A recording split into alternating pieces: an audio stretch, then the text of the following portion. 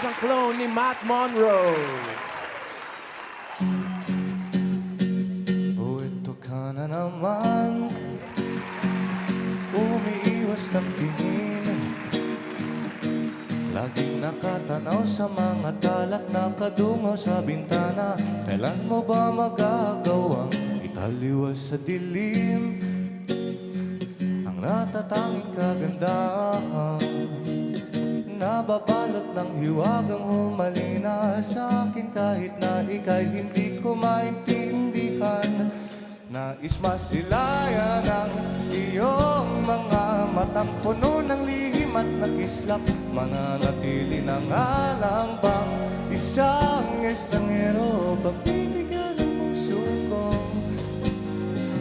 Natuturete sa'yo, hindi alam kung bakit ba ako nabighani sa iyo. Hindi alam kung bakit ba ganito, kahit na alam kong mukhang wala rin naman itong patutunguhan. Kahit pa ilaan lahat ng oras sa'yo, hindi titigil hanggang ako na ang dahilan ng iyong ngiting misteryoso.